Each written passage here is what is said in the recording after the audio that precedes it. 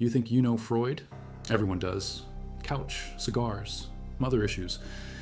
But here's what almost nobody understands.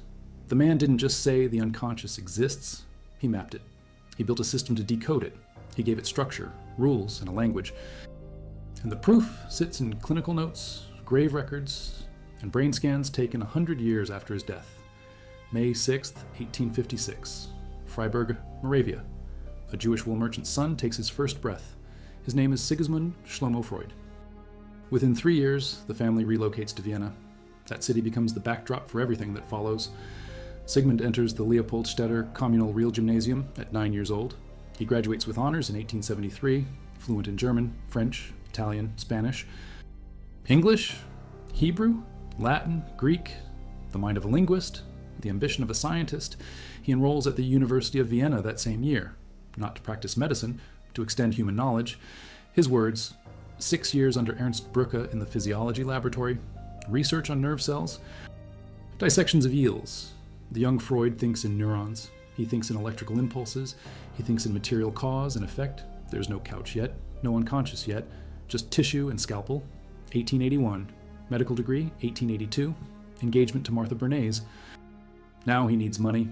He takes a post at Vienna General Hospital, 3 years rotating through departments, psychiatry, internal medicine, dermatology, then Theodor Meinert's Clinic for Nervous Diseases. This is where his attention shifts. Patients with symptoms that don't add up. Paralyzed limbs with no nerve damage. Blindness with healthy eyes. Convulsions with no epilepsy. The medical establishment calls it hysteria. They blame the uterus. They prescribe rest cures. They send women to sanatoriums. Nobody asks what the symptoms mean. Nobody thinks the mind could create the body's breakdown. October 1885. Freud boards a train. Destination Paris. The Salpêtrière Hospital. Jean-Martin Charcot's domain. 5,000 patients, more than half with neurological disorders. The hospital sits on the grounds of a former gunpowder warehouse. Prostitutes, criminals, the mentally ill, the destitute. Charcot turns this asylum into Europe's most famous neurological center, and he's doing something unprecedented. He's using hypnosis on hysterics. On a floodlit stage in the hospital amphitheater, in front of aristocrats and intellectuals, Freud watches. A woman's arm goes rigid. Charcot gives a suggestion under hypnosis. The paralysis disappears. Another suggestion. The paralysis returns. No surgery, no drug, just words. Just ideas placed in the mind. The implications hit Freud like voltage. If an idea under hypnosis can create paralysis or remove it, then symptoms aren't just biological failures. They're expressions of something mental, something below awareness. Charcot calls it psychological trauma. He doesn't know where it comes from. He doesn't have a method to find it, but he proves that ideas have physical power. November 24th, 1885, Freud writes to his fiancée. Charcot is one of the greatest physicians, a man whose common sense borders on genius. Freud compares the experience to leaving Notre Dame Cathedral, transformed, reconfigured. The seed is planted. The son of a wool merchant who thought in neurons now thinks in ideas and their hidden origins. Freud returns to Vienna in February 1886. He opens a private practice at Berggasse 19, specializing in nervous disorders. He'll stay in that building for 47 years. The address becomes synonymous with psychoanalysis itself. But first, he needs a method. Hypnosis works sometimes, on some patients.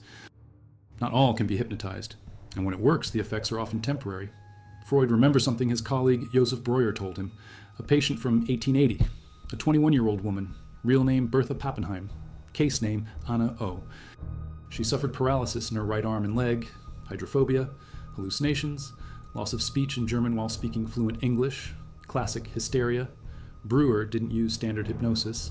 He allowed her to fall into a trance-like state on her own. Then she talked. She described traumatic events from her past. One night, at her dying father's bedside, her arm had gone to sleep against the chair. In that moment, she hallucinated a snake coming to attack him. She tried to drive it off but couldn't move. The paralysis began. She told Breuer this story. The paralysis vanished. She called the process chimney sweeping, the talking cure. If you value documented psychological history like this, subscribe. It's the best way to support our work. Comment from which city you're hearing this from.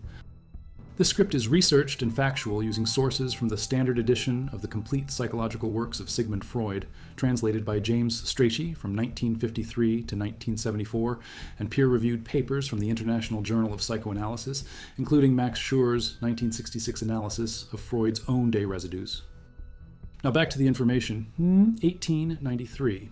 Breuer and Freud publish a preliminary paper on the psychical mechanism of hysterical phenomena. Their central claim: the hysteric suffers mainly from reminiscences, not from wandering uteruses, not from weak constitutions, from memories, buried memories, memories that can't be consciously recalled but still operate, still produce symptoms, still create paralysis and blindness and convulsions. The body speaks what the mind cannot. 1895. Studies on hysteria. 5 case histories. Anna O. from Breuer. 4 from Freud. Emmy von N., Lucy R., Katharina, Elizabeth von R. Each one reveals the pattern. Symptoms have meaning. They trace back to traumatic events. Events the patient doesn't remember having, but that persist in distorted form. Freud writes that symptomology is stratified like geological layers. The deeper you go, the more difficult it is to recognize the memories surfacing. But Freud is already moving beyond Breuer. Hypnosis frustrates him. Emmy von N. pretends to accept his suggestions just to please him. Lucy R. can't be hypnotized at all. So Freud tries something new. He presses his hand to the patient's forehead. He tells them to say whatever comes to mind. No editing, no censorship, no judgment. Just speak. The fragments connect. The repressed material emerges, not through trance, through language, through association. 1892 to 1895. Free association develops gradually. Freud strips away hypnosis, suggestion, pressing, questioning. He leaves only the fundamental rule: say everything, hold nothing back. The importance is that patients spoke for themselves. They work through their own material. They don't parrot another's suggestions. His words. The method sounds simple. It requires years of training to use properly. Here's why it matters. Freud isn't just finding buried memories. He's discovering that the mind actively resists finding them. Patients block. They hesitate. They claim nothing comes to mind. They change subjects. They intellectualize. They forget appointments. Freud calls this resistance. It proves his point. If nothing were hidden, there'd be nothing to resist. The struggle to access the memory demonstrates its existence. The unconscious isn't passive storage, it's a battlefield. July 23rd, 1895. Freud vacations at the Hotel Bellevue near Vienna with his wife Martha. That night he dreams about a patient he calls Irma. She's not doing well after treatment. In the dream, Freud examines her throat. He sees white scabs. He calls in colleagues. They diagnose an infection caused by a dirty injection. Freud wakes. He writes down every detail. He analyzes each element obsessively. The dream fulfills a wish. It exonerates Freud from blame for Irma's illness. The infection comes from someone else's mistake, not his failed treatment. The meaning lies beneath the surface imagery. The manifest content is the remembered story. The latent content is the hidden meaning. Dreams are wish fulfillments disguised by censorship. The mind won't allow certain desires to appear directly, so it transforms them, condenses them, displaces them, symbolizes them. June 12, 1900. Freud writes to his friend Wilhelm Fliess, "Do you suppose that someday a marble tablet will be placed on the house, inscribed with these words? In this house, on 24th July, 1895, the secret of dreams was revealed to Dr. Segem." Freud. "At the moment, I see little prospect of it. Today, a plaque with those exact words stands where Bellevue once sat, erected by the Sigmund Freud Society in 1977. 1899, The Interpretation of Dreams, dated 1900 on the cover.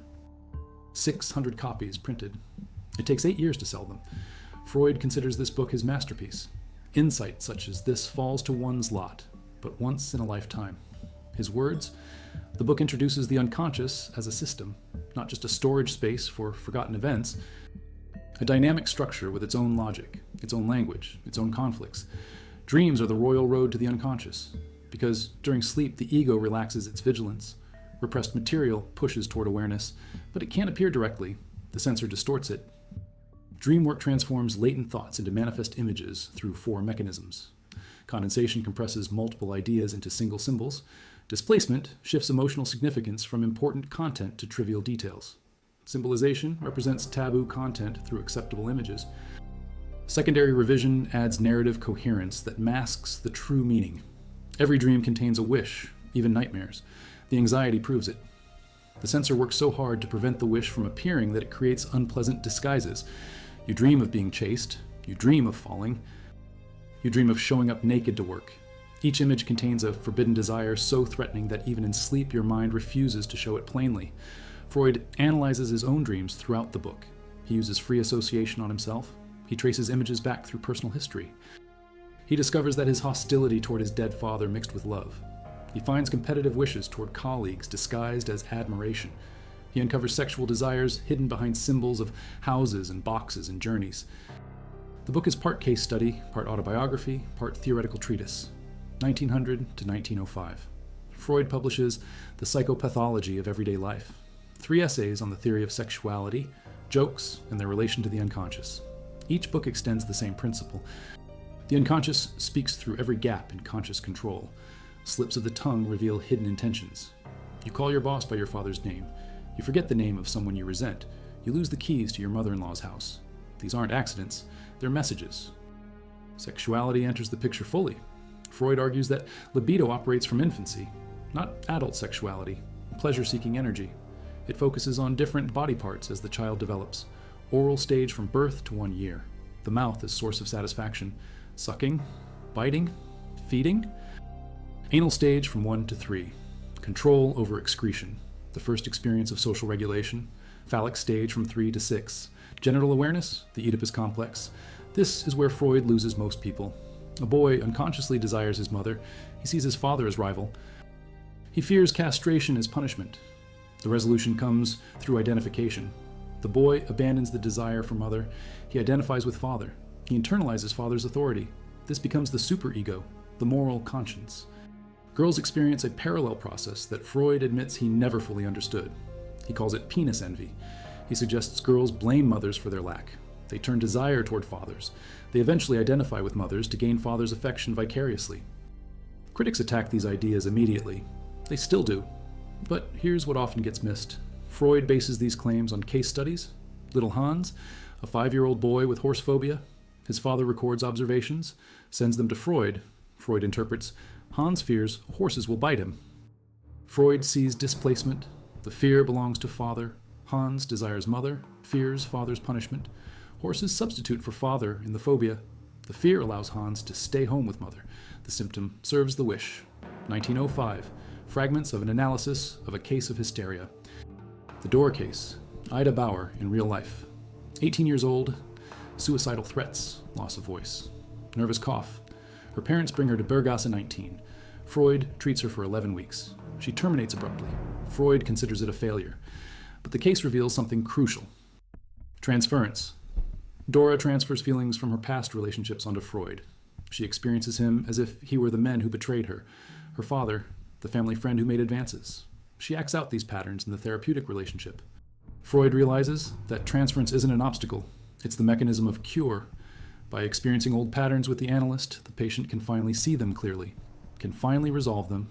1909, Notes upon a case of obsessional neurosis, The Rat Man, Ernst Lanzer. A lawyer tortured by obsessive thoughts. He imagines a torture involving rats burrowing into a victim. He fears this fate for his dead father and his fiancée. He performs compulsive rituals to prevent it. Freud treats him for 6 months. Claims complete success. Lanzer dies in World War I. No follow-up possible. The case illustrates ambivalence, love and hatred toward the same person existing simultaneously. The rat man loved his father. He also unconsciously wished him dead to inherit money. The conflict produces unbearable guilt. The obsessive thoughts punish him for the forbidden wish.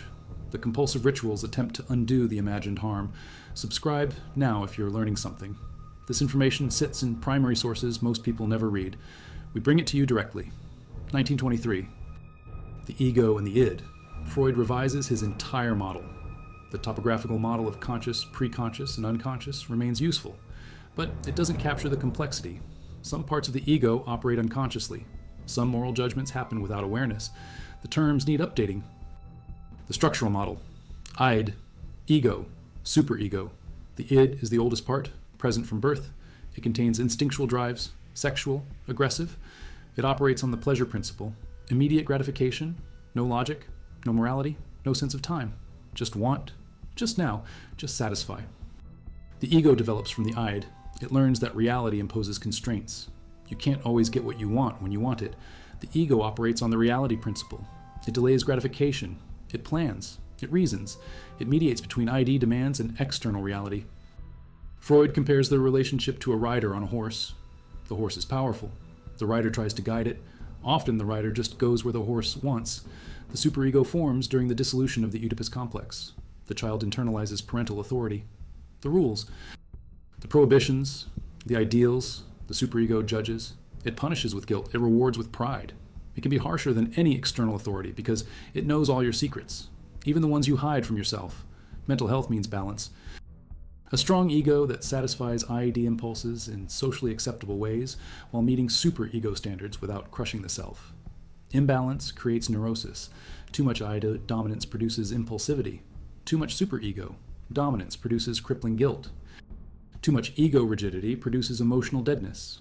When anxiety threatens, the ego uses defense mechanisms, unconscious strategies that reduce distress. Repression pushes threatening thoughts into the unconscious. Projection attributes your own unacceptable feelings to others. You're not angry, they're hostile. Displacement redirects emotions to safer targets. You're furious at your boss. You kick the dog. Rationalization constructs logical explanations for irrational behavior. Reaction formation transforms desires into their opposites. Forbidden sexual attraction becomes excessive disgust. Sublimation channels forbidden impulses into socially valued activities. Sexual frustration becomes artistic creativity. Anna Freud catalogs these mechanisms in 1936, The Ego and the Mechanisms of Defense.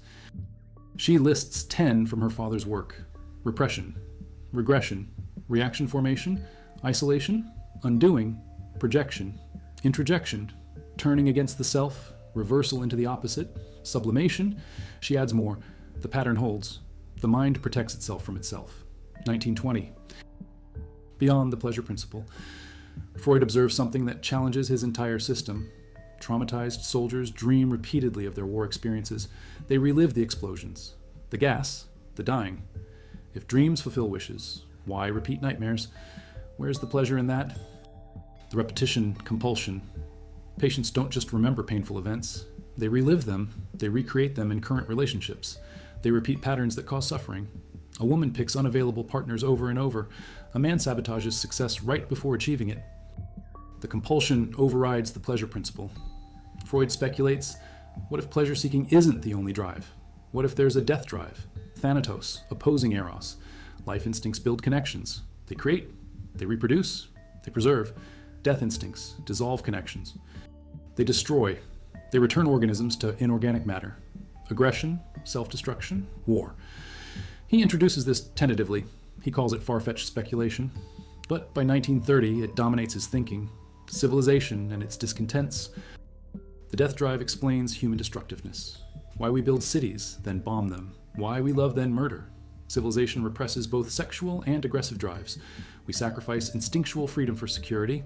We gain predictability, but lose happiness. The guilt accumulates unconsciously. We feel discontented without knowing why. World War I shapes this pessimism. Freud watches European civilization tear itself apart. Gas chambers, machine guns, anonymous death in trenches. The veneer of progress dissolves.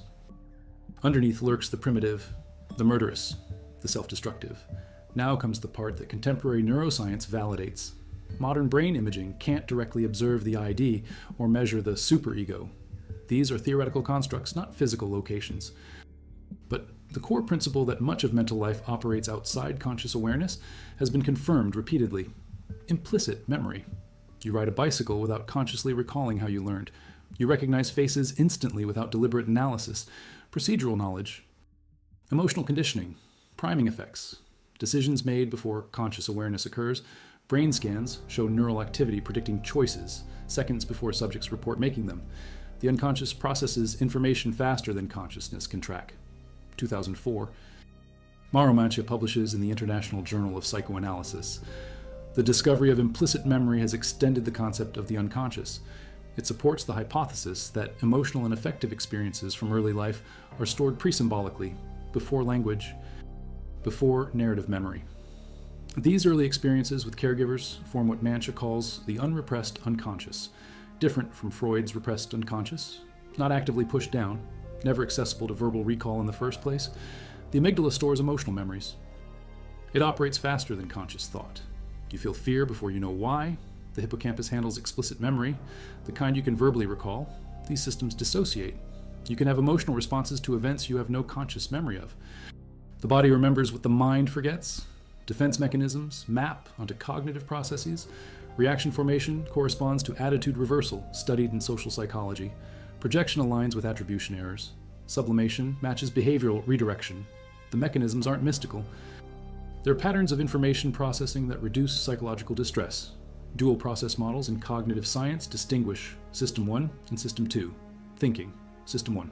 Fast, automatic. Emotional, unconscious. System 2. Slow, deliberate, logical, conscious. This distinction echoes Freud's primary and secondary process. The id operates through primary process. Immediate, image-based, logical. The ego uses secondary process. Delayed, linguistic, rational. Drew Weston at Emory University studies unconscious motivation experimentally. His work confirms that people's explicit attitudes often contradict their implicit preferences. You consciously believe in equality. Implicit association tests reveal bias. You genuinely want to lose weight. Unconscious patterns sabotage your efforts. The conscious self doesn't know everything the mind contains. None of this proves Freud right about everything. The Oedipus complex remains contested. Penis envy is largely rejected. The seduction theory that Freud abandoned gets debated endlessly. His case studies show interpretive leaps that modern research wouldn't support. He saw patients through his theoretical lens and found what he expected. Selection bias, confirmation bias, the problems are real. But the central insight holds. Most of mental life occurs outside awareness. Past experiences shape present behavior without conscious recall. Emotional conflicts from childhood persist into adulthood. The mind actively resists discovering certain truths about itself. Symptoms have psychological meaning beyond biological malfunction. Relationships recreate patterns from early attachment. These ideas structure modern psychotherapy across theoretical orientations. Freud dies September 23rd, 1939. London, cancer of the jaw. He'd smoked cigars his entire adult life. 33 surgeries. Constant pain. He asks his physician Max Schur for lethal morphine. Schur complies. Freud is 83. He'd fled Vienna in 1938 when the Nazis annexed Austria. His 4 sisters died in concentration camps. The unconscious outlives him. Psychoanalysis spreads globally. Splits into schools.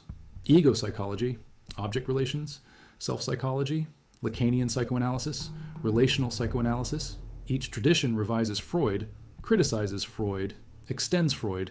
None abandons the unconscious entirely. 2024. Brain imaging studies confirm that neural activity during REM sleep engages emotion centers in self-referential processing. Dreams involve memory consolidation, emotional processing, identity construction. Not quite wish fulfillment, as Freud described, but not meaningless neural static either. Dreams do psychological work. Here's what makes Freud's understanding genius beyond its time. He didn't just claim hidden thoughts exist. He built a comprehensive system, a model of mental structure, a developmental sequence, a typology of defenses, a therapeutic technique to access the inaccessible, a theory of symptom formation, a framework for interpreting dreams and slips and jokes and culture itself. He sat in Burgas at 19, listening to patients talk, free association, whatever comes to mind. He heard resistances, transferences, repetitions, dreams, slips. He built theory from clinical observation. Then he wrote it down, published it, defended it against critics, revised it when evidence demanded. The man thought in systems. He mapped the invisible. He gave names to processes nobody could see. He created a vocabulary that entered common speech. Ego, projection, repression, defense mechanism, Freudian slip, death wish. You use these words without knowing their origin. They structure how you understand yourself. Even if you've never read a page of Freud. 2023 research published in Frontiers in Psychology. Unconscious processing implements many functions traditionally thought to require consciousness. Goal setting, planning, evaluation, judgment. Complex cognitive operations happen outside awareness constantly. Freud intuited this over a century ago with only clinical observation and theoretical reasoning. The proof sits in archives. Standard edition of the complete psychological works. 24 volumes, thousands of pages.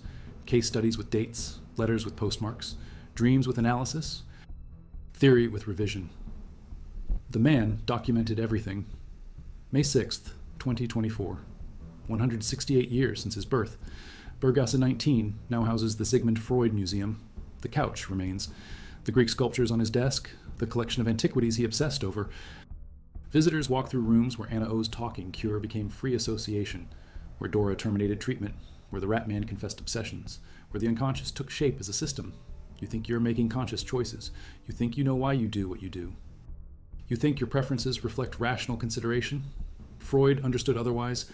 A century of research confirms it. Most of what you are operates below the surface. Your history shapes your present without permission. Your desires conflict without resolution. Your mind protects itself by hiding truths from itself. That's not pessimism. That's the beginning of understanding. You can't change what you won't see. The unconscious isn't your enemy. It's your depth. Freud gave you the first systematic map to explore it. Walk through any bookstore. The psychology section, self-help, therapy guides, trauma recovery, attachment theory, inner child work. Every approach owes something to Burggasse 19, to the dreams Freud analyzed, to the patients he treated, to the system he built from suffering and speech. The genius wasn't discovering the unconscious. Others had intuited it before. The genius was treating it like a science, giving it structure, making it observable through method, creating a language to discuss the unspeakable, proving that invisible forces follow patterns that can be decoded. The man who dissected eel gonads became the man who dissected the human psyche. The neurologist became the dream interpreter. The scientist became the father of psychoanalysis. The son of a wool merchant from Freiburg rewrote human self-understanding. You think you know yourself? Freud proved you don't, and that proof changed everything. But the story requires more detail, more precision, more evidence. Return to 1891. Freud publishes On Aphasia. A critical study, his first book, not about the unconscious, about language disorders, lesion localization, brain anatomy. He challenges the prevailing theory that specific brain regions control specific language functions. He argues for associative networks, distributed processing. The brain works holistically, not modularly. This thinking prefigures his later psychological models. The mind as interconnected system, not isolated compartments. 1894, The Neuropsychoses of Defense, his first paper introducing defense mechanisms. He distinguishes hysteria from obsessional neurosis, from hallucinatory confusion. Each involves different defensive strategies against unbearable ideas. The concept of psychological defense originates here, not in his later structural model, 29 years before the id-ego-superego framework. The cocaine episode deserves scrutiny. 1884, Freud publishes Über Coca, on cocaine. He recommends it for depression, morphine withdrawal, local anesthesia. He uses it himself. He prescribes it to his fiancée. He prescribes it to his friend Ernst von Fleischl-Marxow for morphine addiction. Fleischl becomes addicted to cocaine instead. He dies slowly, painfully. Freud carries this guilt for years. It surfaces in the Irma dream, the syringe, the injection, the medical mistake. The unconscious doesn't forget what consciousness tries to bury. 1896. The etiology of hysteria. Freud presents to the Vienna Society for Psychiatry and Neurology. He claims that hysteria results from childhood sexual abuse. Every case, without exception. His audience receives the lecture coldly. Richard von Krafft-Ebing calls it a scientific fairy tale. Freud persists. He believes his patients' accounts of seduction. Well, then he changes his mind. 1897. Letter to Fleiss, September 21st. I no longer believe in my neurotica. The seduction theory. He can't sustain it. The implications are too large. If every hysteric was abused, then child abuse is epidemic among the Viennese upper class. He reconsiders. Perhaps his patients don't report actual events. Perhaps they report fantasies, wishes, memories constructed from desire, not fact. This shift becomes controversial forever. Did Freud abandon actual abuse survivors to protect respectable families? Did he mistake therapeutic suggestion for recovered memory? Did he discover genuine childhood fantasy, or did he betray victims? The debate continues into the present century. Jeffrey Masson argues Freud lost his nerve. Others argue he made a necessary theoretical correction. The truth matters because therapy works differently depending on whether symptoms stem from real trauma or from intrapsychic conflict. Freud's self-analysis begins formally in 1897. He applies his own methods to himself. He analyzes his dreams. He traces his free associations. He discovers his ambivalence toward his father, who died October 23, 1896. He uncovers competitive feelings toward his nephew John, who was the same age. He finds evidence of his childhood sexual curiosity. He identifies with Oedipus, the man who killed his father and married his mother without knowing their identities. October 15, 1897, Letter to Fleiss. I have found in my own case, too, falling in love with the mother and jealousy of the father, and I now regard it as a universal event of early childhood. The Oedipus complex, named after Sophocles, tragedy. Freud sees himself in the myth. He sees all humanity in the myth. Greek literature becomes clinical evidence. The Wednesday Psychological Society, 1902. 5 Viennese physicians meet weekly at Bergasse, 19. Freud, Wilhelm Steckel, Alfred Adler, Max Kahane, Rudolf Reitler. They discuss cases. They debate theory. They build a movement. By 1906, the group grows to 16 members. Carl Jung joins from Zurich. Otto Rank, the secretary. The Vienna Psychoanalytic Society formalizes in 1908. Jung becomes Freud's crown prince, his chosen successor. They travel together to America in 1909. Clark University invites Freud to lecture, his only trip to the United States. He gives 5 lectures on psychoanalysis. The university grants him an honorary doctorate. Freud later claims America gave him little besides constipation. The trip nonetheless marks psychoanalysis entering mainstream academic discourse. The break with Jung comes by 1913. Theoretical disagreements accumulate. Jung rejects the primacy of sexuality. He emphasizes a collective unconscious containing archetypes shared across humanity. He diverges from Freud's biological drive theory towards spiritual mysticism. Freud feels betrayed. The successor abandons the father. The pattern repeats what Freud theorized. Adler leaves earlier. 1911, he emphasizes social inferiority and compensation. The will to power, not sexual conflict. Freud expels him from the Wednesday group. Rank eventually departs too. His trauma of birth theory conflicts with Oedipal primacy. Ferenczi distances himself after Freud rejects his technical innovations. The psychoanalytic movement fractures repeatedly along the fault lines Freud's own theory would predict. Father figures, rivalries, idealizations, disappointments. 1914. On the history of the psychoanalytic movement. Freud's polemic. He defends his version of psychoanalysis against the defectors. He clarifies what counts as psychoanalysis proper. Unconscious mental processes, infantile sexuality, Oedipus complex, resistance and repression, dream interpretation, transference. Without these elements, it's not psychoanalysis, it's something else with a different name. World War I, 1914 to 1918. Freud loses 3 sons to military service. Martin, Oliver, Ernst, all survive. His practice dwindles. Patients can't afford treatment during wartime. He publishes less. The war validates his pessimism about human nature. Shell-shock cases confirm his theories about trauma and repetition. 1915, papers on metapsychology. Freud plans 12 essays on fundamental concepts. He completes 7, publishes 5. Instincts and their vicissitudes. Repression, the unconscious, a metapsychological supplement to the theory of dreams, mourning and melancholia. The missing papers he apparently destroys, too speculative perhaps, not ready for publication. The unconscious, from 1915, deserves close reading. Freud distinguishes the descriptive unconscious from the dynamic unconscious from the systematic unconscious. Not all non-conscious mental content is the same. Some material is merely latent, easily retrievable. The preconscious, some material is actively repressed, kept out of awareness by defensive operations. The unconscious proper. The systematic unconscious follows different rules than conscious thought. It ignores contradiction. It ignores time. It uses primary process thinking, images instead of words, displacement instead of logic.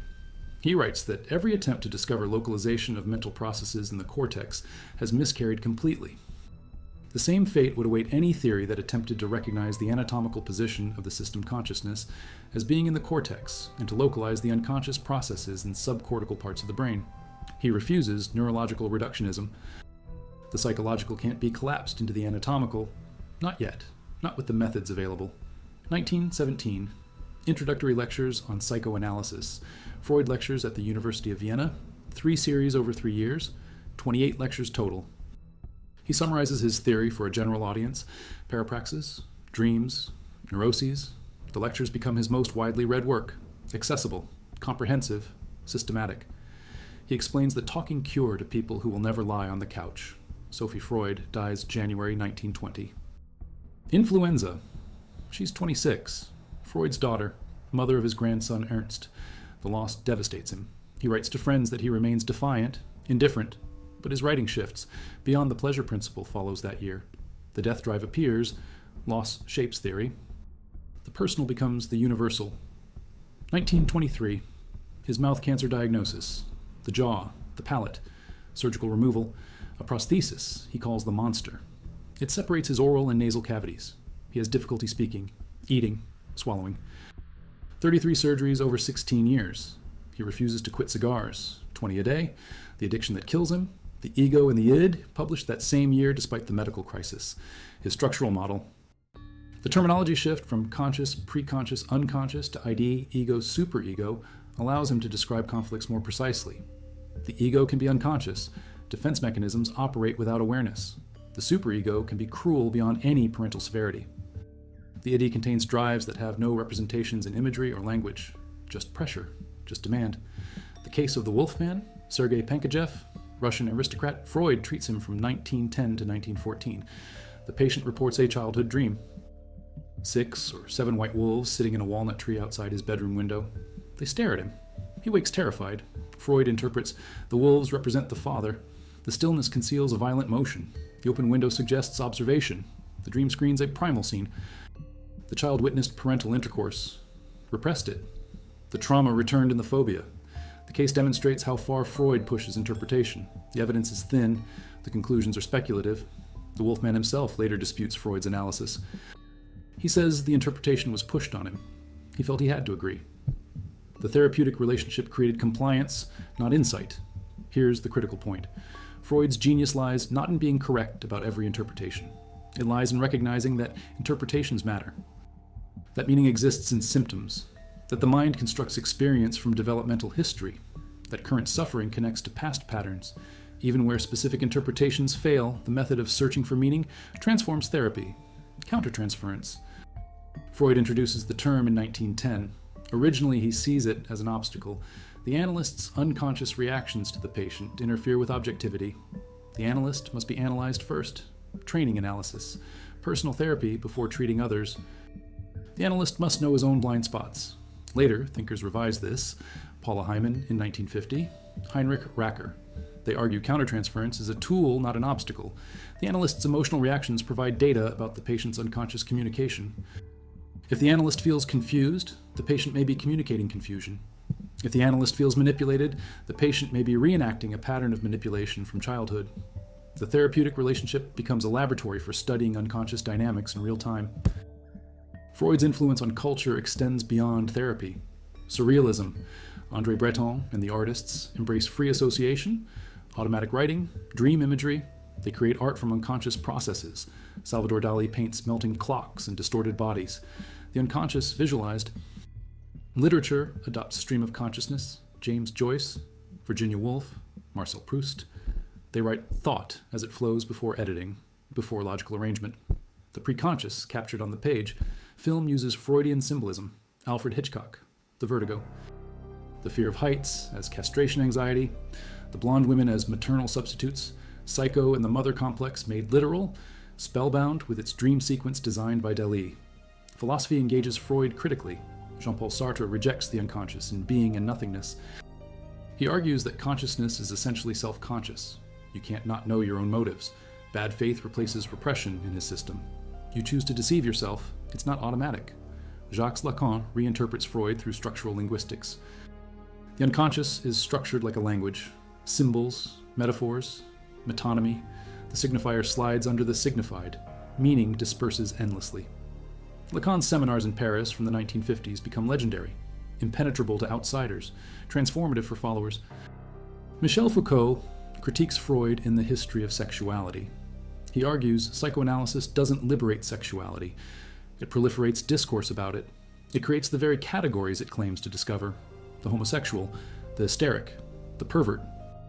Power operates through confession, not repression. Feminists attack Freud's views on women, penis envy, biological inferiority, passive sexuality, Kate Millett, Germaine Greer. They expose the patriarchal assumptions embedded in his theory. Yet other feminists reclaim psychoanalysis. Juliet Mitchell, Jessica Benjamin. They use his tools to analyze gender construction differently than he did. Neuropsychoanalysis emerges in the 1990s. Mark Solms, Jaak Panksepp. They seek to complete Freud's project for a scientific psychology from 1895. The abandoned manuscript where he tried to link neuronal mechanisms to psychological processes. Brain imaging now allows testing some psychoanalytic hypotheses. Repression correlates with prefrontal inhibition of limbic activity. Defense mechanisms map onto neural circuits. Dreams activate emotion centers while deactivating rational oversight. The evidence accumulates. 2023, Journal of the American Psychoanalytic Association publishes research on transference interpretations. Empirical studies confirm that analyzing the therapeutic relationship produces insight and emotional change. What Freud theorized from clinical observation now shows up in outcome measures. The couch at Burgas 19, Persian rug draped over it, cushions arranged, the patient lies down. The analyst sits behind, out of sight. The patient can't read facial expressions, can't seek approval in the analyst's eyes. Just words, just associations, just the sound of one mind speaking to another in a room. Freud sat there for 47 years, listening, interpreting, revising, building a cathedral of theory from the confessions of suffering people. The architecture holds even where individual bricks crumble. You think you know your motivations. You think your memories are accurate. You think your emotions make rational sense. Freud mapped the territory where none of that holds true. The unconscious, not mystical, not metaphorical. A systematic structure following its own logic accessible through disciplined method. 168 years since his birth, the unconscious remains. Modern science confirms what clinical observation revealed. Most of mental life operates below awareness. Past shapes present without permission. The mind defends itself by hiding from itself. That's the genius. Not inventing concepts, not building theory, but treating the invisible as real, giving structure to the inaccessible, creating method where before there was only mystery. Sigmund Freud, born 1856, died 1939, the man who proved you don't know yourself, and made that proof the beginning of understanding.